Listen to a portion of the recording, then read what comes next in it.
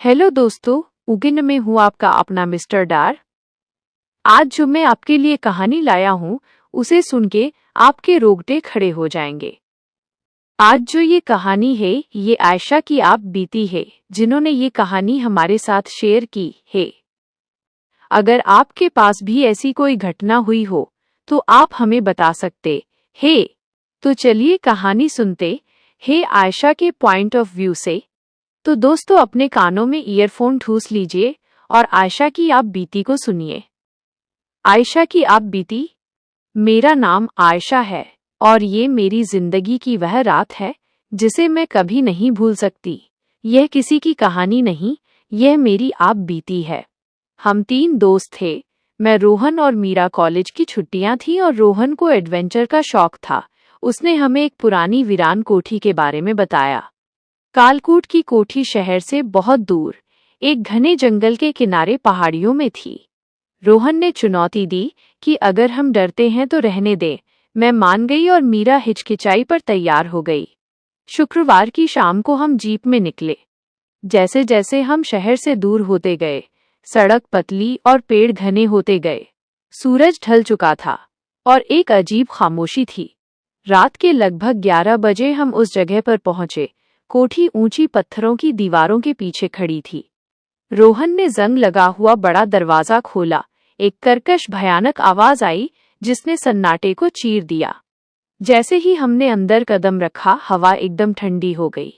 कोठी में नमी, सड़ी हुई लकड़ी और एक पुरानी सी दुर्गंध थी। हॉल में चारों ओर धूल थी। हमने वहीं डेरा डालने का फैसला किया। हम सामान रख ही रहे थे कि हॉल के कोने में रखी हुई टूटी हुई सी दिखने वाली एक पुरानी घड़ी ने अचानक एक बार आवाज की टंग। हमने एक दूसरे को देखा। रोहन ने हंसने की कोशिश की। मीरा का चेहरा पीला पड़ चुका था। मीरा ने धीरे से फुसफुसाते हुए कहा, आयशा, मुझे वापस जाना है, यहाँ कुछ ठीक नहीं है। मैंने उसे हौसला दिया और हम तीनों ने मिलकर एक छोटी सी आग जलाई। हम आग के पास बैठे और थोड़ी देर के लिए माहौल सामान्य हो गया।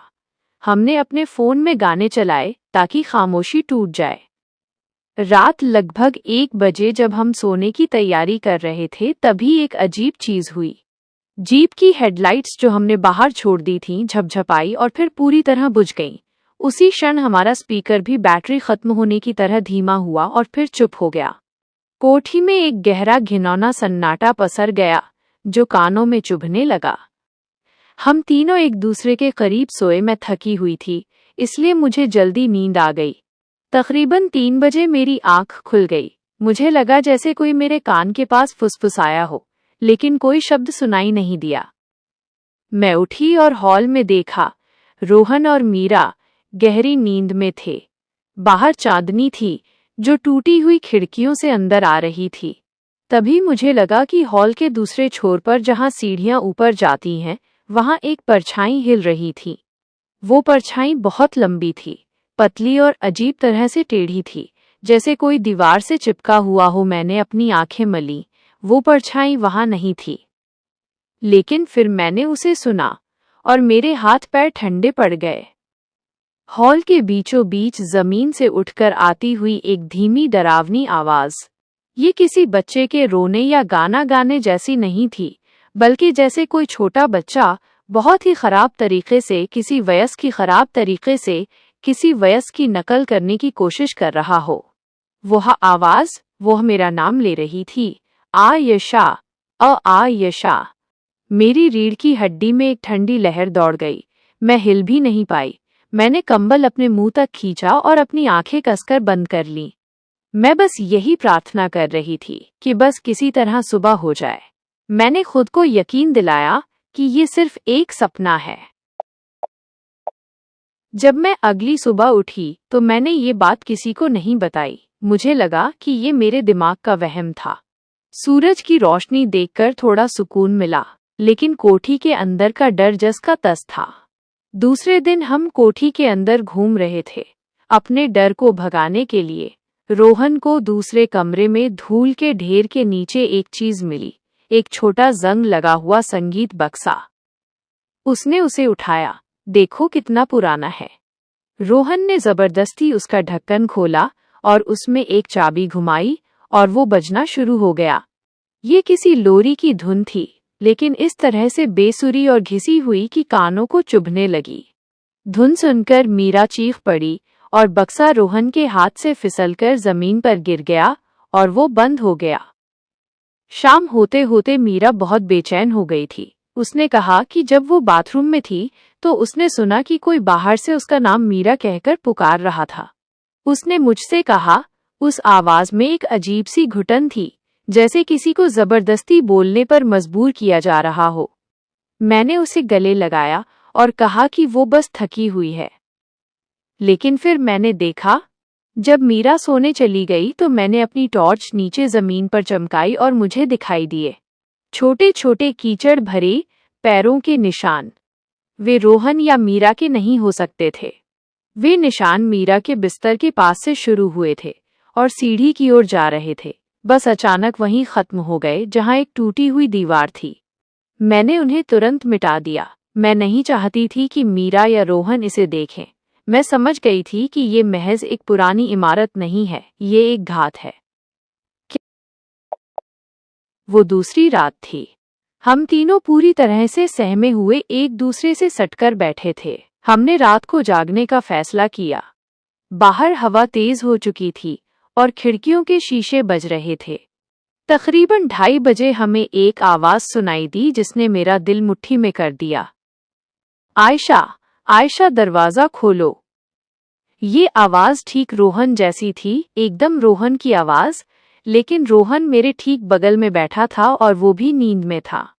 वो आवाज फिर आई, आयशा प्लीज, मैं बाहर हूँ, मेरा फोन अंदर छूट गया था, मैं वापस आ गया हूँ, दरवाजा खोलो। हम तीनों जम से गए। हम आंखें फाड़कर दरवाजे की ओर देख रहे थे, जो हॉल के दूसरे कोने पर था।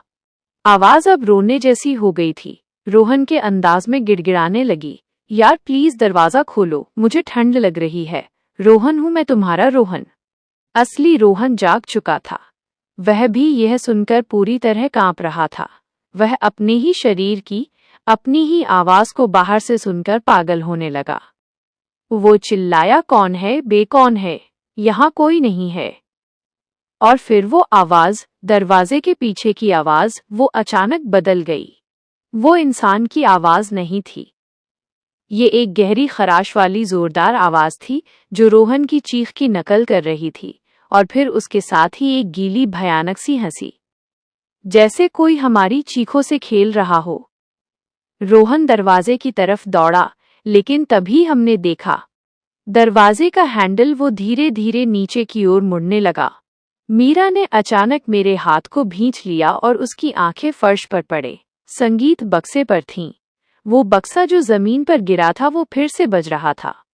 वो बेसुरी लोरी अब पहले से कहीं ज्यादा तेज और घिनौनी लग रही थी। मैं तुरंत उठी। मैंने दरवाजे की ओर देखा और उस पल उस हैंडल के नीचे मैंने एक पीली हड्डी जैसी पतली उंगली दरवाजे के दरार से अंदर फिसलते हुए देखी। हमने एक पल के लिए भी नहीं सोचा। हम पीछे के छोटे से टूटे हुए रोशनदान की तरफ भागे, बिना किसी सामान, बिना कोई सवाल पूछे, बस भागते रहे। हमने जीप का दरवाजा फांदा और रोहन ने गाड़ी स्टार्ट की। हम पूरी रात जंगल में गाड़ी दौड़ाते रहे, बिना पीछे मुड़े। हमने सुबह की पहली रोशनी को एक आशीर्वाद की तरह देखा। हम पूरी रात गाड़ी चलाते रहे। शहर से बहुत दूर एक छोटे से कस्बे में पहुंचे।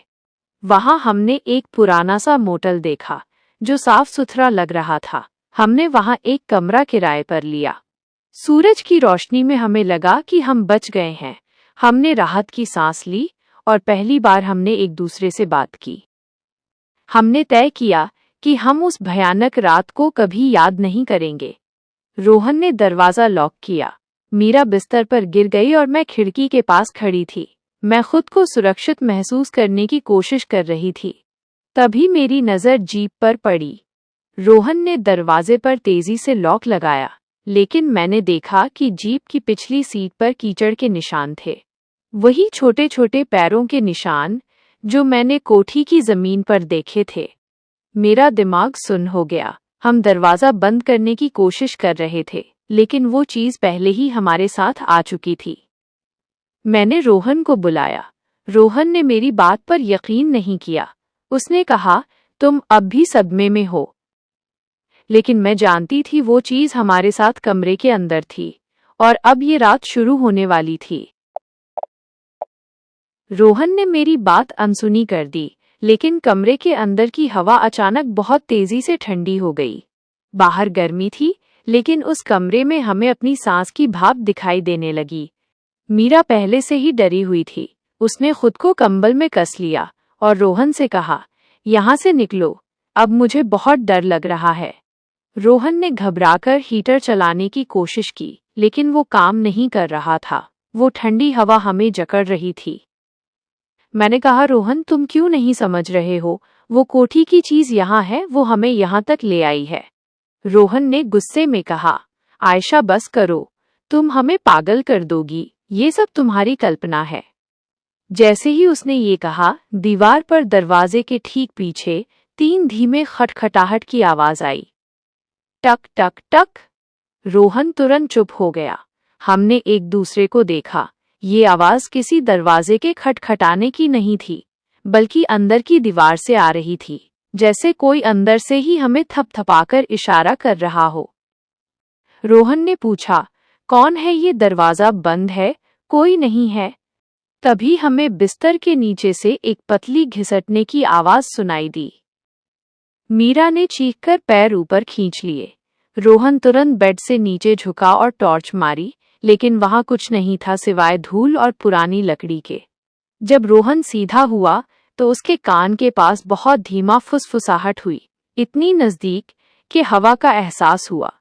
वो आवाज बोली, तुम्हारी ही तो कल्पना हूं। रोहन का चेहरा सफेद पड़ गया। उसने पीछे हटते हुए कहा, ये क्या था? ये उसकी आवाज नहीं थी, ये बहुत घिनौनी और पुरानी आवाज थी। मैं जानता थी कि अब वो हमारे साथ खेल रहा है, वो हमारी हिम्मत तोड़ रहा है। हमने तीनों ने मिलकर बिस्तर को दीवार से सटा दिया ताकि नीचे की तरफ से कोई जगह न बचे।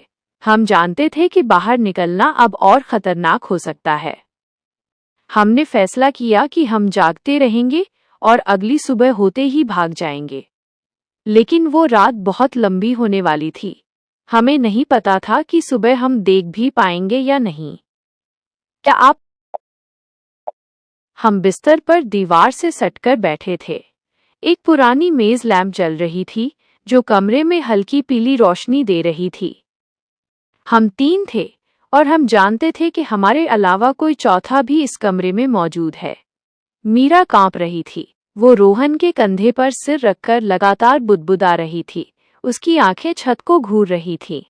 तभी लैंप की रोशनी टिमटिमाने लगी और कमरे में अजीब सी छायाएं नाचने लगीं, जैसे कोई हमारे चारों ओर घूम रहा हो। रोहन ने उसे ठीक करने की कोशिश की, लेकिन जैसे ही उसका हाथ लैंप तक पहुंचा, रोशनी तेज हुई और फिर पूरी तरह बुझ गई। कमरे में अब पूरी तरह अंधेरा था। सिर्फ बाहर की धुंधली चांदनी खिड़की से आ रही थी। अंधेरे में मीरा की सांस तेज हो गई और उसने अचानक रोना शुरू कर दिया। उसकी आवाज में डर नहीं था, पागलपन था। वो रो रही थी कि कोई उसके बाल खींच रहा है, कोई उसे कमरे से बाहर खींच रहा है। मैंने टॉर्च जलाई और मीरा की तरफ देखा। उसके बाल बिखरे हुए थे, लेकिन आसपास कोई नहीं था। मैंने उसे गले लगाया और टॉर्च को घुमाया। रोशनी कमरे में लगे पुराने ड्रेसिंग टेबल के शीशे पे पड़ी। वो शीशा धूल भरा था और हमें अपनी शक्ल साफ नहीं दिख रही थी। लेकिन जब रोशनी शीशे पे पड़ी तो एक पल के लिए मैंने अपनी और रोहन की आकृति देखी। और हमारे बीच, हमारे ठीक पीछे एक 5वीं आकृति थी। वो आकृति इंसान जैसी नहीं थी। वो टेढ़ी थी, लंबी थी और उसके मुंह पर एक भयानक बेसुरी मुस्कान थी। एक ऐसी मुस्कान जिसमें कोई खुशी नहीं थी, सिर्फ भूख थी। मेरे मुंह से चीख निकल गई। टॉर्च मेरे हाथ से छूटकर गिर गई और बुझ गई।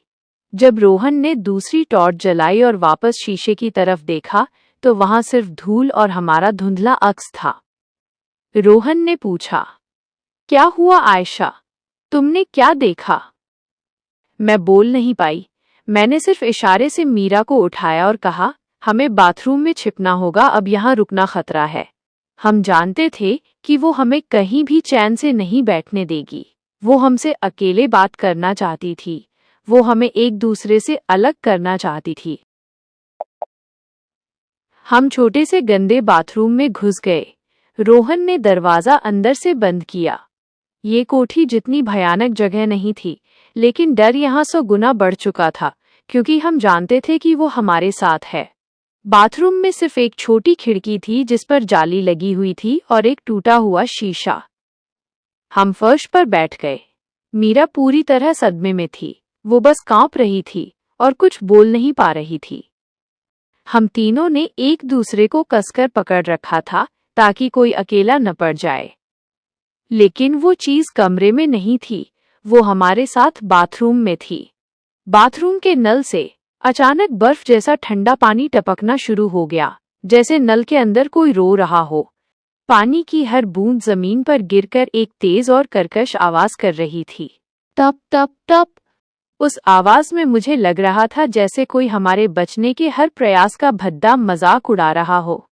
रोहन ने नल को कसकर बंद किया, लेकिन पानी की बूंदें अब और तेज हो गईं। अचानक हमें तीनों को एक साथ जबरदस्त नींद महसूस हुई। ये थकावट नहीं थी, ये एक काला जादू था।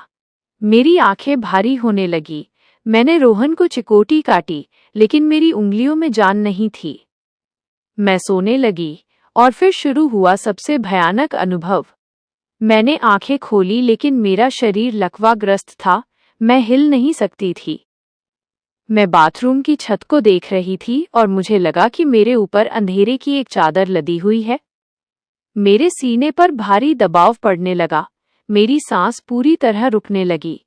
मैं चीखना चाहती थी, लेकिन मेरे मुंह से आवाज नहीं निकल रही थी। ये स्लीप पैरालिसिस नहीं था, ये वो घात था जो मुझे खत्म करना चाहता था। मुझे महसूस हुआ कि कोई मेरे सीने पर बैठा है। वो पतला और हड्डियों जैसा था, लेकिन उसका वजन हजारों किलो का था। मैंने जबरदस्ती अपनी आंखें घुमाईं और मैंने देखा। मेरे सीने पर एक लंबी पतली आकृति बैठी थी। उसका सिर नीचे झुका हुआ था, लेकिन मैंने उसके टेढ़े पंजे देखे जो मेरी गर्दन पर करीब आ रहे थे। ठीक उसी पल रोहन भी उठने के लिए तड़पा और मीरा की चीख निकली। हम तीनों एक साथ उसी भयानक लकवे में फंसे थे और हम तीनों एक ही डरावनी हंसी सुन रहे थे जो हमारे कानों के अंदर गूंज रही थी। हमने समझ लिया कि वो हमसे खेल रही है और अगर हम यहाँ रुके तो मर जाएंगे। ये जगह हमारे लिए मौत का कुआं बन चुकी है। अचानक वह दबाव टूटा, जैसे किसी ने हमारे शरीर से एक भारी चट्टान हटा दी हो। हम तीनों हांफते हुए उठे। रोहन ने तुरंत दरवाजा खोला और हम बाथरूम से बाहर उस ठंडे कमरे में भागे। बाहर निकलकर हमें लगा कि हम फिर से सांस ले पा रहे हैं। ये एक छोटी सी जीत थी, लेकिन मेरे दिमाग में अंधेरा छा गया था। जब वो दबाव टूटा, तब मेरे कान में एक आवाज आई थी। वो आवाज किसी पुरानी दबी हुई दुख भरी लड़की की थी। वो फुसफुसाहट नहीं थी, वो मेरे दिमाग में चीख रही थी, मेरा नाम रेशमा है। और फिर मुझे एक भयानक तेज रोशनी में उस कोठी की पुरानी घटना दिखाई दी। मैंने देखा कि उस कोठी में कई साल पहले एक जवान लड़की रेशमा रहती थी। उसे उसके अपने ही दोस्तों ने या परिवार ने धोखा दिया था। शायद किसी ने उसे वहां अकेला छोड़ दिया था और वो डर से भूख से वहीं मर गई थी। वो चाहती थी कि कोई उसे बचाने आए, पर कोई नहीं आया। उस लड़की को सबसे ज्यादा नफरत दोस्तों की वफादारी से थी। उसे नफरत थी खुशी से और हमारी जिंदगी से, और इसीलिए वो हमारे पीछे पड़ी थी। वो हमारी जिंदगी चाहती थी। वो चाहती थी कि हम भी उसी तरह डरें, उसी तरह तड़पें जैसे वो तड़पी थीं। वो हमारी दोस्ती को तोड़ना चाहती थी ताकि हम भी अकेले मरे। ये सब मेरे दिमाग में एक पल के 100वें हिस्से में आया। मैंने चिल्लाकर रोहन से कहा, ये रेशमा है, वो हमारे साथ आई है, वो हमें मारना चाहती है क्योंकि हम दोस्त हैं। मीरा ने कुछ नहीं सुना था। वह सदमे में थी। वह बस रोहन को कसकर पकड़े हुई थी। अब देर नहीं करनी थी, हमें यहाँ से तुरंत भागना था, लेकिन तभी कमरे का दरवाजा बाहर से जोर जोर से हिलने लगा, जैसे कोई पागलपन में दरवाजे के हैंडल को खींच रहा हो और उसे तोड़ना चाहता हो। वो दरवाजा टूटा नहीं, लेकिन दरवाजे के नीचे की दरार से एक भयानक लाल रंग का कीचड़ रिसना शुरू हो गया। वो हमें बता रही थी कि वो अब अंदर आने वाली है और अब वो हमारे शरीर को लकवाग्रस्त नहीं करेगी, वो हमें छूकर मारेगी। क्या? लाल कीचड़ तेजी से दरवाजे के नीचे से कमरे के अंदर फैलने लगा। उसमें से सड़ी हुई मांस जैसी गंध आ रही थी। हम तीनों ने पीछे की तरफ छलांग लगाई, बिस्तर पर चढ़ गए ताकि उस कीचड़ से बचे रहें। वो कीचड़ कमरे के फर्श को कवर कर रहा था और जहां जहां वो पहुंच रहा था वहां फर्श चिरने की आवाज आ रही थी। तभी हमें रोहन के बैग से संगीत बक्से की आवाज सुनाई दी। वो बक्सा जिसे हमने पिछली रात कोठी में छोड़ दिया था, वो अचानक रोहन के बैग से उछला और फर्श पर उस लाल कीचड़ में गिर गया। कीचड़ में गिरते ही वो बेसुरी लोरी 100 गुना तेज हो गई, जैसे कोई झटके से चीख रहा हो। लोरी की आवाज ने मीरा के दिमाग पर सीधा असर डाला। मीरा कांपना बंद हो गई, उसकी आंखें बड़ी हो गईं और उसके चेहरे पर मुस्कान आ गई, एक शांत और भयानक मुस्कान जो उसकी नहीं थी। वो बिस्तर से नीचे उतरने लगी, धीरे धीरे उस लाल कीचड़ की तरफ जाने लगी। वो फुसफुसाई, ये रेशमा का गाना है, बहुत सुंदर गाना है। रोहन और मैं चीखे, मीरा रुको, इसे मत छुओ, लेकिन उसकी आंखें खाली थी और वो हमारी आवाज सुन ही नहीं रही थी। वह कीचड़ में पैर रखने ही वाली थी। मैं तुरंत चिल्लाई, रोहन पानी, हमें इसे रोकना होगा।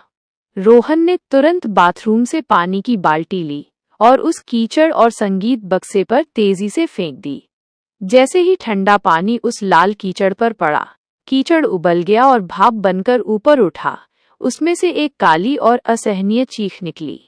वो लोरी तुरंत रुक गई और मीरा जोर से रोती हुई जमीन पर गिर गई। लेकिन जब भाप छटी तो कीचड़ की जगह पर एक बच्ची की शक्ल दिखाई दी। वो शक्ल सिर्फ काली परछाई नहीं थी, उसमें एक भयानक सफेद आंख थी और उसके दांत रेजर की तरह नुकीले थे। उसने रोहन की तरफ इशारा किया और धीमी आवाज में धमकी दी, तुम बचोगे नहीं, तुम सब मुझे यहाँ अकेला छोड़कर गए थे। अब कोई भ्रम नहीं था, ये असलियत थी। हम सचमुच एक भयानक चीज से लड़ रहे थे। हम जानते थे कि अगर हमने एक पल भी देर की तो वो हमें अलग कर देगी और चबा जाएगी। हम तीनों बिस्तर पर ही खड़े थे, हाँफ रहे थे। वो लाल कीचड़ उतनी ही तेजी से वापस दरवाजे की दरार से बाहर रिस गया जितनी तेजी से वो अंदर आया था। कमरे में सन्नाटा छा गया, लेकिन ये खामोशी और भी डरावनी थी, जैसे कोई अपने शिकार पर झपटने से पहले सांस रोक ले। तभी कमरे का तापमान गिरकर जमने की हद तक पहुंच गया। हमारी आंखें जमने लगीं। रोहन ने दरवाजे की तरफ इशारा किया। वो अब बाहर भागना चाहता था, लेकिन इससे पहले कि हम कोई कदम उठा पाते, मीरा ने एक जोरदार चीख मारी। वो चीख रोहन या मेरी नहीं थी, वह मीरा की नहीं थी। वह चीख एक जानलेवा खुशी से भरी थी। मीरा का शरीर अचानक अकड़ गया, उसकी गर्दन एक तरफ जबरदस्ती मुड़ गई और उसके होठों से काला झाग निकलने लगा। वो हमारी तरफ भयानक नफरत से घूर रही थी और अगले ही पल किसी अदृश्य शक्ति ने मीरा के शरीर को उठाकर हवा में उछाल दिया। वो छत से जोर से टकराई और फिर धड़ाम से दीवार से टकराई। रोहन पागलपन में मीरा की तरफ लपका, लेकिन कोई अदृश्य हाथ उसे रोक रहा था। रोहन चिल्ला रहा था, मीरा को मत छुओ। मैं जानती थी ये रेशमा है, वो मीरा के अंदर घुसना चाहती है, उसे अपना बनाना चाहती है। अचानक मुझे याद आया, मेरी माँ ने मुझे एक पुराना चांदी का तावीज दिया था, एक छोटा सा क्रॉस जिसे मैं कभी नहीं निकालती थी। वो तावीज मेरे गले में था, बर्फ की तरह ठंडा। मैं जानती थी ये मेरा आखिरी मौका है। मैंने पूरी ताकत से रोहन को पीछे धकेला और उस तावीज को कसकर पकड़ा और जोर से उस अदृश्य ताकत पर फेंक दिया जो मीरा को हवा में उठाए हुए थी। जैसे ही वो तावीज मीरा के शरीर के करीब गया, एक भयानक धमाका हुआ और कमरे में बिजली की चमक भर गई। मीरा का शरीर जोर से जमीन पर गिरा और उसके मुंह से निकली वो आवाज अब एक भयानक जानवर की दहाड़ बन गई थी। पूरे मोटल का अलार्म बजने लगा और दरवाजा जोर से टूटने लगा। हमें अब बिना मुड़े भागना था। रोहन ने तुरंत मीरा को उठाया, जो अभी भी सदमे में थी। मैंने दरवाजे की कुंडी खोली। बाहर गलियारे में अलार्म की आवाज गूंज रही थी, लेकिन कोई इंसान नहीं दिख रहा था। सब कमरों के अंदर बंद थे। हमने दरवाजा खोला और अंधेरे गलियारे में भागे। मीरा अभी भी अजीब तरह से बुदबुदा रही थी। हम कुछ ही कदम आगे गए थे कि मैंने पीछे मुड़कर देखा। हमारे कमरे के दरवाजे के फ्रेम में रेशमा खड़ी थी। वो अब परछाई नहीं थी। वो एक पतली काली आकृति थी जिसके कपड़े फटे थे और जिसके शरीर से बर्फ की ठंडी हवा निकल रही थी। उसका चेहरा भयानक था। आंखें सफेद थीं और वो अपने पतले हड्डियों वाले हाथ हमारी तरफ तेजी से बढ़ा रही थी। वो आवाज नहीं कर रही थी, लेकिन उसके खड़े होने भर से हमें महसूस हुआ जैसे हमारे फेफड़ों से हवा खींची जा रही हो। रोहन ने उसे नहीं देखा था, वो बस भाग रहा था, लेकिन उसने महसूस किया।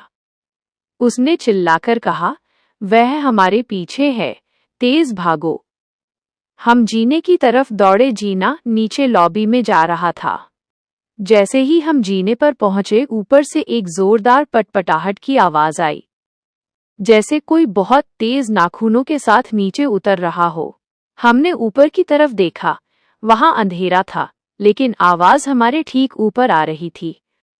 रेशमा हमारे सामने भी थी और हमारे पीछे भी। वो हमें फंसाना चाहती थी। हम बीच में फंस चुके थे। हमारे पास जीने से नीचे भागने के सिवा कोई रास्ता नहीं था। हमें पता था कि मोटल का दरवाजा इस समय हमारा आखिरी बचाव है। हमने तेजी से नीचे की तरफ भागना शुरू किया। क्या आप हम सीढ़ियां 3-3 कदम फांदते हुए नीचे भागे। हमारे पीछे ऊपर से भीषण हंसी की आवाज आई। ये रेशमा की अपनी आवाज थी, बहुत कर्कश और घिनौनी। उसके नाखूनों के जमीन पर रगड़ने की आवाज इतनी तेज थी कि हमें लगा वो किसी भी पल हम तक पहुंच जाएगी। लॉबी अंधेरी थी और रिसेप्शन पर कोई नहीं था। सामने का दरवाजा शीशे का था और हमें उस तक पहुंचना था। जैसे ही हम दरवाजे की तरफ दौड़े, मीरा फिसलकर गिर गई। रोहन उसे उठाने के लिए झुका, लेकिन मीरा चिल्लाई, मत रुको, भागो। मैंने देखा रेशमा अब सीढ़ियों के आखिरी पायदान पर थी। वो अब खड़ी नहीं थी। वो किसी जानवर की तरह हाथों और पैरों पर तेजी से रेंग रही थी। उसकी लंबी जीभ बाहर लटकी हुई थी और वो हमारे नाम फुसफुसा रही थी। वह लगभग 2 ही फीट दूर थी। रोहन ने मीरा को खींचा और हमने पूरी ताकत से शीशे का दरवाजा धक्का मारकर खोला। बाहर की गर्म हवा और मोटल की ठंडी हवा के बीच एक तेज टकराव हुआ। हम बाहर गिरे और तुरंत जीप की तरफ भागे। पीछे मुड़कर मैंने देखा, मोटल के दरवाजे पर रेशमा खड़ी थी। वो बाहर नहीं आई। वो दरवाजे के अंदर से हमें घूर रही थी, जैसे कोई शिकारी अपने शिकार को आखिरी बार देख रहा हो। उसके होंठ हिले और उसने रोहन का नाम लिया। वो आवाज इस बार डरावनी नहीं थी, वो बहुत मीठी और प्यारी थी, जैसे कोई प्रेमिका अपने प्रेमी को बुला रही हो। रोहन एक पल के लिए रुक गया। उसका शरीर मेरी पकड़ में ढीला पड़ गया। मैंने रोहन को थप्पड़ मारा और चिल्लाई, ये झूठ है, रोहन भागो।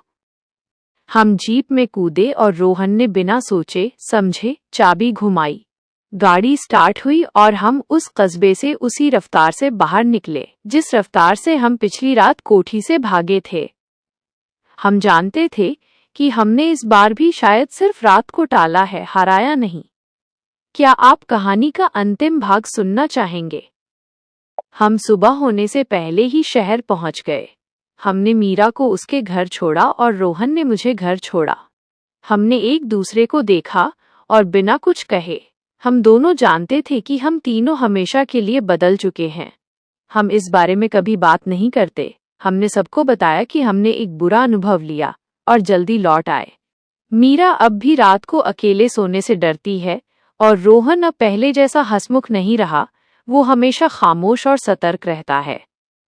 मैं अब भी हर आवाज पर चौंक जाती हूँ। मुझे लगता है कि कोई मेरे पीछे खड़ा है। लेकिन मेरा एक राज है, एक डर जो आज भी मेरे साथ है। वो भयानक लोरी, वह संगीत बक्से की बेसुरी धुन। कभी कभी जब मेरे कमरे में गहरा सन्नाटा होता है और मैं खुद को सबसे सुरक्षित समझती हूँ, मैं उस लोरी को धीमे से सुनती हूँ। और जब मैं अपनी जीप को धोती हूँ या किसी पुरानी अलमारी की सफाई करती हूँ, तो मुझे अब भी धूल में छोटे छोटे पैरों के निशान दिख जाते हैं। वे निशान अचानक आते हैं और अचानक गायब हो जाते हैं। मुझे यकीन है कि रेशमा हमें सिर्फ मारना नहीं चाहती थी कि हम उसकी पीड़ा को अपने साथ रखें।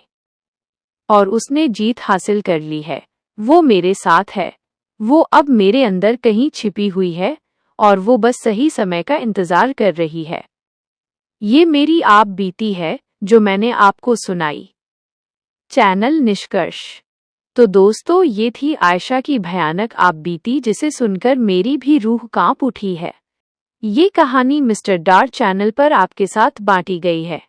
हमारा उद्देश्य सिर्फ आपको डराना नहीं, बल्कि आपको ऐसी घटनाओं से सावधान करना भी है। अगर आपको ये कहानी पसंद आई है तो चैनल को सब्सक्राइब करें और ऐसे